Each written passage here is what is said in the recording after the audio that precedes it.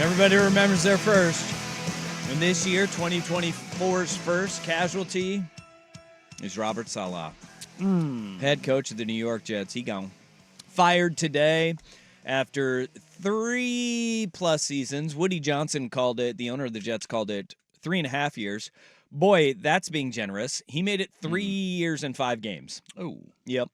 20-36 record for Robert Saleh in his 3+ seasons in New York because he's the problem.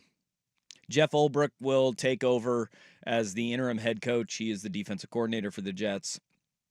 This seems like a dysfunctional franchise doing very dysfunctional things because when you fire a coach, the number one thing, and like fans always say, fire him. And the answer is always, where are you going to go? Yeah, and this is why what are you going to do?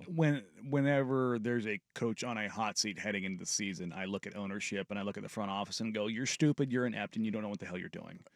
Because at that point in time, if you're doing that, you've already made the decision. He's already done. So what are you doing? So just make the change. And if you're like, just be honest and say, oh, we don't want to because it's money. Well, he was fired today. Yeah, and it's just, and the one of the comments that's come out from Jets owner Woody Johnson, this is one of the most talented teams ever assembled by the New York Jets. Well, I mean, maybe that's your GM should be fired. Because if this is one of the most talented teams you've ever assembled in your city and your franchise in the 25+ years that you've owned it, Woody, you're doing it wrong. You're good. You're not great. But I think if anybody that watches the New York Jets, you don't sit there and say the head coach is the problem, who's a defensive-minded head coach. He's not calling plays offensively. Offense is the issue. Remind me again, Hackett. Nathaniel Hackett. Was he problematic as a play caller in Denver as a head coach? He was, and he got that job because of the success that Aaron Rodgers had. And you have a offensive coordinator who is in place because he is tight with your quarterback, who is not performing like he once did. And at this point in Aaron Rodgers' career, he doesn't need the yes man. He needs somebody that will be honest with him and tell him what he is capable of doing now, right? And Aaron Rodgers probably won't like that. I was going to say, have you met Aaron Rodgers? Yeah, right. He probably will not like what it needs to be said, but the way that they play and how many just like, you have Garrett Wilson and you are running him on slants, you are running him on smoke screens. You're not using the best asset that Garrett Wilson has, which is he's a phenomenal downfield route runner. And you're just saying, no. With size, speed, and a catch radius the size of a pterodactyl. Instead, you got more targets for him this past week, but it was all underneath stuff, which to be a complete receiver, you have to do it. Garrett Wilson can do it. But they're not running an offense that accentuates their strengths whatsoever. You have an offensive line that has been very shaky in pass protection. You don't make an effort to really run the ball, and you have Breece Hall in the backfield, right?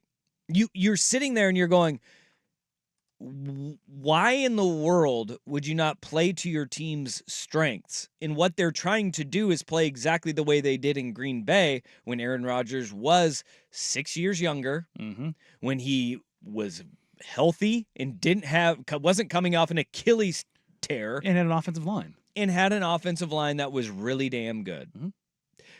But they're going to fire the head coach because they feel they're losing the locker room. Jeff Ulbrich coming in as the defensive coordinator is not going to win that locker room over because what are the immediate reports that are coming out? That last year they lost faith in Nathaniel Hackett as the offensive coordinator. Oh, weird. And you're probably looking at a Robert Saleh who was like, I can't fire him because then I lose Rodgers, right? And there's already been the leaks that are out there. I mean, obviously from Aaron Rodgers' agent. Aaron had no idea that this was coming. Come on. Well, and Woody Johnson even went so far to say as he talked with Aaron Rodgers last night, but not about this. How in the world would you have a conversation with Aaron Rodgers and not talk about this? The idea of that happening is actually more irresponsible than lying about not talking to him. Well, because if you were going to make this decision with your $50 million a year quarterback, or your team and you're having conversations with him the night before and you don't have a conversation with him about firing the head coach, Okay. what the hell are you doing? All right. You guys tell me this. We'll have the jury out on this. Would you guys consider this a conversation about firing Robert Saleh? Okay. Aaron Rodgers calls Woody Johnson. Hi, Aaron. Hi, Woody. Fire Robert Saleh. Yeah. Okay. Is that a conversation, or is that just like Aaron Rodgers? It's just an edict. It's not a conversation. There's a differentiation. Aaron Rodgers, like it's not like it wasn't a conversation. We didn't have like this back and forth. It was just he told me something. I said, okay, that's not a conversation, I guess. It is dialogue. Yeah. Words were spoken by both parties. Yeah, he could just say. Here you go. An edict is an official order or proclamation issued by a person in authority. Yeah, there we go. There you go. I think So the maybe- conversation was not had. An edict. Yeah, you don't have it. And here's the thing: Jets fans are some are happy, some are just in a pretzel over how this feels. Look, you have a franchise that doesn't know direction. When you fire a coach in 5 games, you don't know where you're going to go.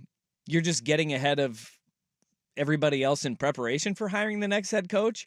But it also is a gigantic red flag for other coaches that are out there. See Ben Johnson, right? The hot name as the offensive coordinator for the Detroit Lions last year, who's like, yeah, thanks, but no thanks. You have certain situations where coaches are going to be turned off by this. How about this one?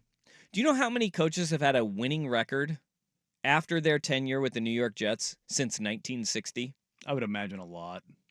No, 2. Oh. 2. Only 2 coaches since 1960 Wow. for the New York Jets have left that organization with a winning record. Oh, I thought you were saying I had a winning record after they left. They are Bill Parcells and then Al Groh, who left the Jets in 2000 to be a college head coach after 1 year. He went 9-7 and was like, I'm out. Yeah. And he went to go coach the University of Virginia. Football powerhouse, University of Virginia. 2. Yeah. Yeah. 2 over 500. Yeah, then that's the thing is when you said that, I read that as, or heard that as what coaches have gone on to have above 500 records. No. After they left, and I was like, that list is probably pretty long. The Jets are not.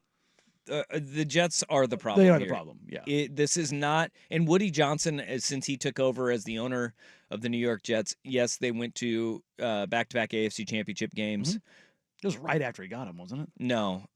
He is 170 and 222 as an owner of the New York Jets. Good in God. New York City, you are that bad. That's insane.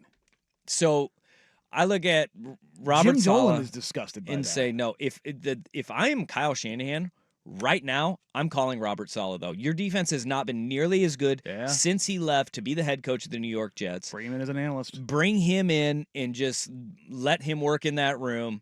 Just say, hey, man. Welcome back. We just need your brain around our defense right now. And that, remember when he was hired, he was a guy that related to players really well. Was one of the brightest defensive minds in all of football. And it's not like the Jets' defense has been bad. They have not. And now he goes to New York, and he's viewed as just this idiot. Who he forgot how to coach. And look, some guys might not be head coaches, and he was not handling himself very well at the podium the last handful of weeks, but nobody else would when you have zero control. Your quarterback has more control than you. Yeah. You have an offensive coordinator that nobody on your team has faith in. And ownership, obviously, bit of a mess with the New York Jets. So Robert Saleh, the first to be fired. Yeah, surprised by he's the first to be fired, first of all. I would have probably leaned Jacksonville with Peterson first. Hell, maybe Sirianni second. Yeah. Dable in New York. Yeah, Mike McCarthy's an interesting one, too. in Dallas. Is Saleh Maybe they should just trade Mike McCarthy for Saleh, you know? I mean, Aaron Rodgers would love to get Mike McCarthy fired again.